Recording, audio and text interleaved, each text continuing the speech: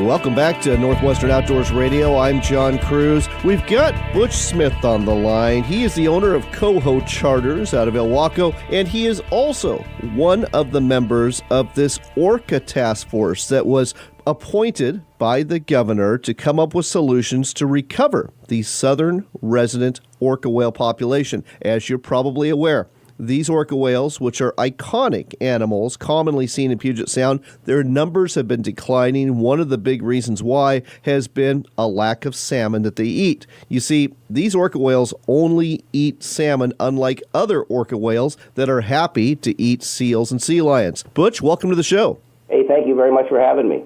Butch, the task force just came out with draft recommendations for the governor. Why don't you tell us a little bit about your work with this task force and about these recommendations? Are these set in stone? No, these are very liquid recommendations that can be improved and edited. That's what it's for. That's why it's in draft, and I found that out being on the task force.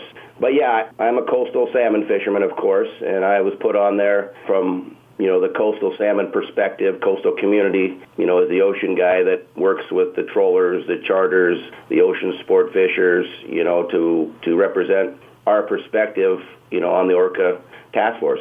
Well, and I'm glad you're there. I know Ron Garner is there representing Puget Sound anglers up in the Sound and recreational anglers, but there's certainly a lot of interest that would take fishing off the table. And that was one of the early recommendations, was to close or limit recreational fishing in the Sound. But I see that recommendation didn't make it to the governor. What happened there? Well, fortunately, I was able to introduce a study that was done by NOAA and Canadian Fisheries that showed if you stopped all fishing, tribal, non-tribal, in-river, all salmon fishing, that it would be less than a 1% difference to the orca whale, which wouldn't save, one whale, wouldn't stem the downturn at all. And plus, a lot of people don't realize when we do the Pacific Fisheries Management Council setting the season process, there's a set-aside that's called other, which natural mortality, which includes things like killer whales take on salmon. So we've already been accounting, the fishing community has already been accounting for what, some seals and sea lions, not to the magnitude probably we have right now, but we've always accounted for that in the process of setting salmon seasons. God bless you for representing anglers' interests and bringing that science to the table for your fellow task force members to see. Now, one thing that is recommended, and I'm very happy to see this, is increased salmon hatchery production, particularly in the Puget Sound region, because it seems to me this is a no-brainer. If you generate more salmon, you're going to have more food for those killer whales that want to eat them. That is the no-brainer gorilla in the room, as you might say. I've been on kind of a mission for the last 5 or 6 years. We're producing 160 million less salmon in the state of Washington, Chinook salmon and coho salmon combined. You add Oregon's 30 million, that's 190 million less salmon we're producing since 1992. And if you drop that much production out of the ecosystem in a relatively short time in evolution, things are going to starve to death, and including coastal communities and our tribal partners. And so really, when you do that, it's pretty easy to see why killer whales are actually having a rough time.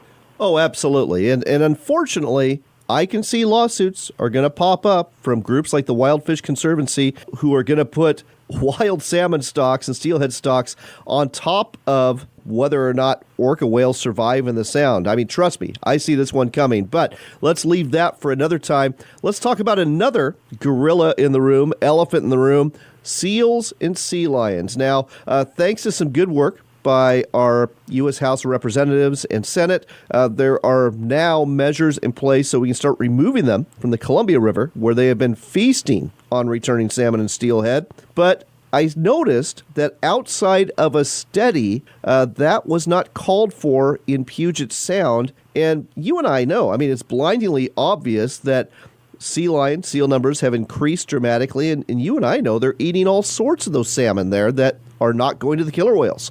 That's correct. And Jamie Butler Herrera on the House side and Senator Cantwell are getting ready to bring it to the Senate side. It's all ready to go, and God bless those two ladies for getting a bipartisan thing going on the Columbia River and getting this moving. But yes, it's recognized that 8.5 million smolts are eaten in Puget Sound just by seals. We're not getting 8.5 million smolts out to the ocean to begin with because of sea lion predation. I think it's a political issue. I think hopefully we get what we need to do passed on the Columbia River. I think people will see that the sun will still come up and the river will run in and out when a few sea lions are gone to kind of control the population. And I think hopefully people will be able to recognize that in the Puget Sound area. You have a little different voting dynamic, as you know, around Puget Sound than you probably do in communities along the Columbia River. So it's going to take a little time, and hopefully, we'll start producing fish. That's probably the truest way to explain that. Well, one other issue that we ought to talk about is breaching the Snake River dams. Now, I noticed that has not been made a formal proposal yet. They're kind of sitting on that pending another meeting. But I'm starting to think that this task force is being hijacked by dam removal advocates. I have talked to a couple of biologists in Oregon and Washington. They cannot give me any figures as to how many Snake River salmon are being eaten by orca whales, because those orca whales, they're eating salmon that are coming to the Fraser River in Canada. They're eating salmon that are coming to the Columbia and Snake Rivers. They're eating salmon that are in Puget Sound. They're eating salmon from other places too. So if the science isn't there, why do we want to breach those dams? Exactly. And let me explain to you a little bit. The fishermen that I represent are not tear down the dam people. You come into my community and you look what happened when people from outside our community think they're doing right, in these salmon hypotheses that we've come up with in the last 25 years. And just look at, my community, Westport, up the coast, and see what tragedy we have. And I'm not going to tell somebody in eastern Washington that their small communities have come up and these dams tear them down. And that's just an editorial from my perspective. But the biology, the science says that 82% of those fish that are coming from those river impoundments are hatchery fish. So how, by tearing these down, would you ever make up the loss of 82% hatchery fish that you'd be losing? Because quite frankly, the mitigation goes away. There's no reason for Bonneville or the Power Administration to pay for mitigation when the dams are gone. And you're looking, at a 25 to 30 year to 40 year before you would even see what you're producing now, maybe.